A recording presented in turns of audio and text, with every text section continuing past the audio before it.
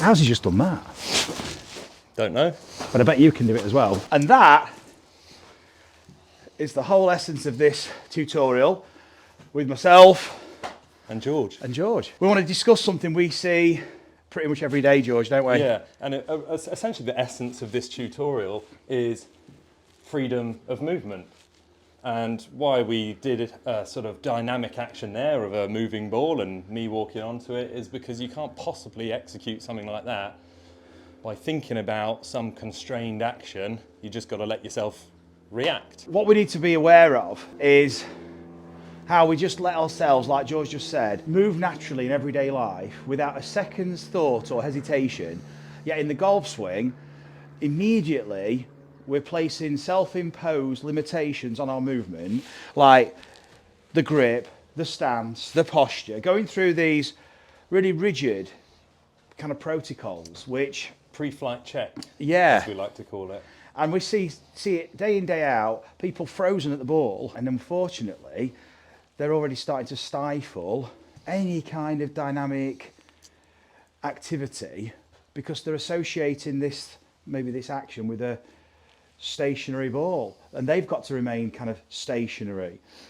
And these self-imposed constraints over time have manifested themselves into what they recognize as movement potential for their golf swing. And that movement potential is so severely constrained that their level of awareness for what they're capable of has diminished, and any kind of change to their movement requires such a seismic shift in awareness, but also such a mental challenge. They've got to really focus and work hard, and it becomes such a cognitively loaded experience trying to swing a golf club that it's just stressful, and you can see the force and the effort putting into making some change. And you've just seen what George did there. Threw a ball, George whacked it, and you do things like this every day in your life without thinking about it. Throwing a ball or walking, moving around, putting the kettle on, getting a cup of tea, reaching for something off the shelf, driving your car. Every movement you need in your golf swing pretty much exists in your day-to-day life, and it goes unrecognised. For example, picking a bag up. So where's my bag gone? Here it is. Talking of awareness. So picking a bag up, at no point have I thought about... Hi guys, the GRF Travel Club is revisiting the Glory Resort. We're in Turkey from the 10th to the 15th of March, 4-star venue, amazing courses, 5 nights, 4 days of coaching with myself and one of the GRF staff, plus on the course with our GRF tour player, Mark Foster. We've got 6 places, guys. Follow the link in the description and we look forward to seeing you there.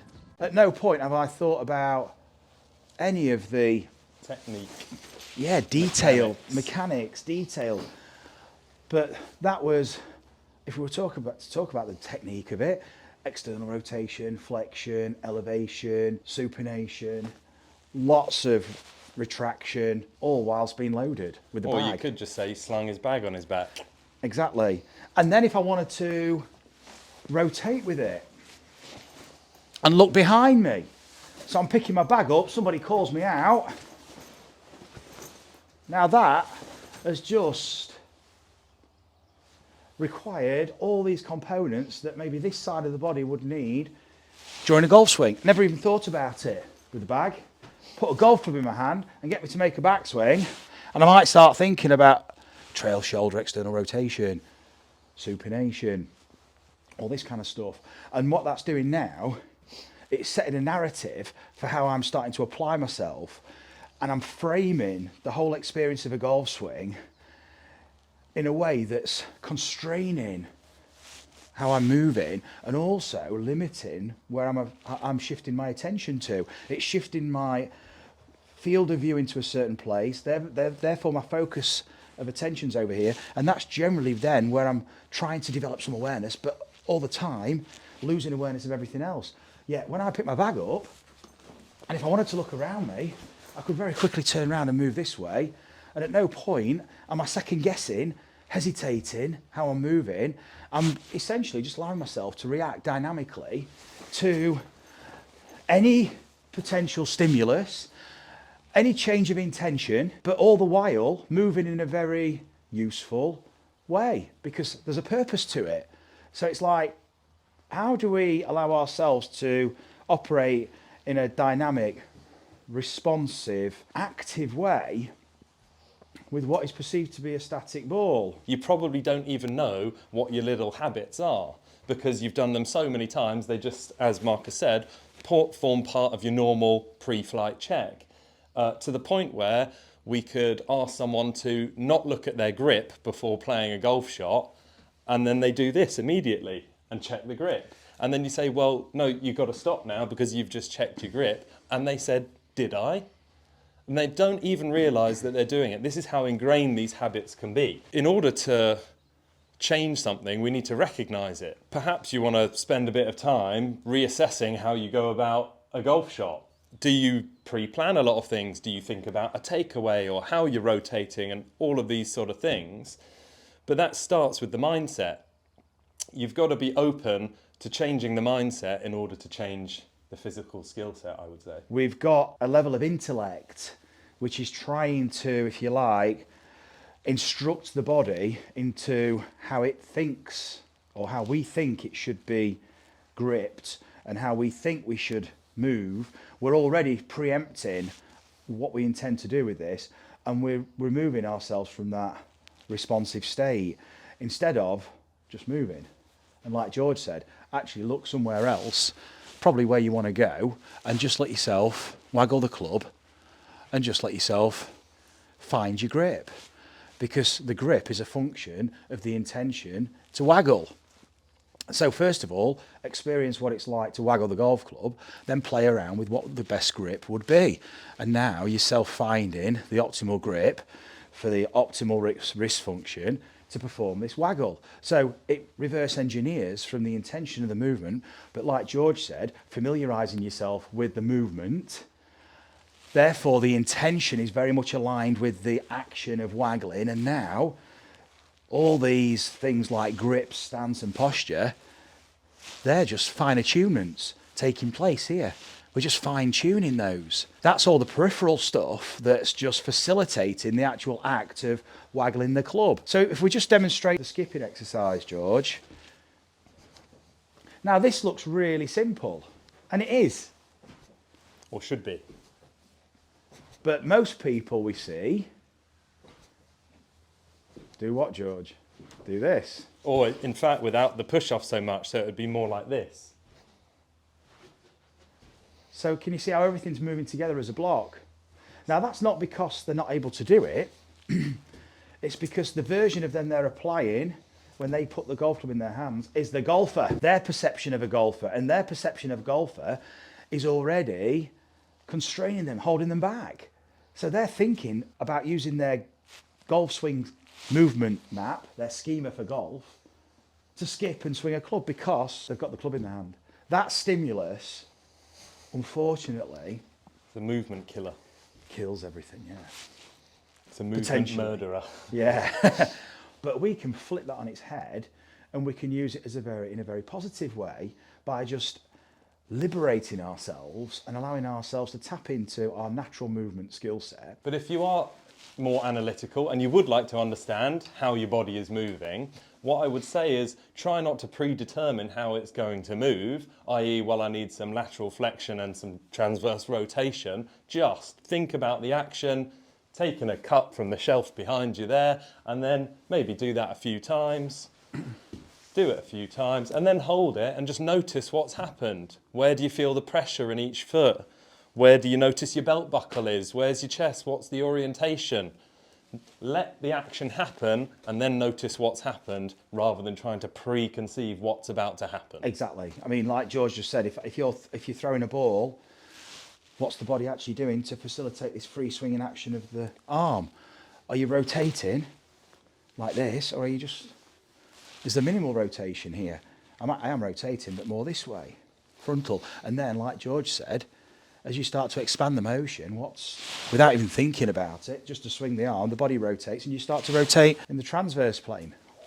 So suddenly, you're tapping into motion in a very natural way, whereas in the golf swing, you might be trying to, with that preconception of how you need to swing, set up, posture, one-piece takeaway, you might be using movements so early on in the action that you're going to need later on, but you've already used them, so they're not accessible. So you've got to use something, some other form of solution, and that could present itself as a swing fault. So we've got to strip it back and go back to this innate reactive state. And to create that reactive state, we need to move, because the ball's not moving. When we're moving, we're reacting. So when we set up the golf ball, paddling the feet, little stomps, letting the feet lift. Allow yourself to lift your feet and just gently stomp. A lot of people feel so fixed to the ground and almost like they need that comfort, that stability, that they can't really lift their feet because, well, it's quite an unnerving thing to do sometimes if you've been so transfixed in this static state. We want to kind of start to move, like George was doing earlier. Shifting, waggling. What's the waggle like? Is the waggle just an arbitrary kind of just wafting of the club, or does it have some purpose and some dynamism behind it, some meaning? Can you feel what a waggle is for a draw? More of an elliptical kind of shape in a draw biased direction with a face that's rotating, that you would recognise as putting right to left spin on the ball. Here, and look, it's lagging. We're using already these natural levers, or a fade. What's it like to imagine putting left to right spin on the ball? So this becomes so much more descriptive in terms of intention, but in a very natural, flowing way. And the feet are reacting at the same time. We're engaging with this intention. And as we're doing it now, and we settle into the shot here, we start to move. And just a little bit of a shift from side to side. Very slight, but now the ball, in relation to the body, is moving. And now there's momentum, there's a flow. Just watch the players on TV. You'll pick up so much from their behavioural traits before they even play a shot and after the shot. You're going to see how they react and how they move with intention. And then they're in this place where, yeah, they're responding, they're moving, they're flowing, and letting the club now swing, using movement, free-flowing. One of the best exercises for people who, as we mentioned at the start of this video, have a bit of a pre-flight check, going through all the things they must do, is to walk into the shot without ever breaking flow. So if you're suspicious that you're one of those golfers that has the pre-flight check and is too static and doesn't allow themselves to move freely, can you actually just walk up to a ball without breaking any flow and play a golf shot? Or do you find that you have to have that little pause? And even if it's that tiny pause, even if it's just there and off, you need to start again. Flow into it. Can you take your grip as you're moving and slide it in and just not break that flow and play a shot?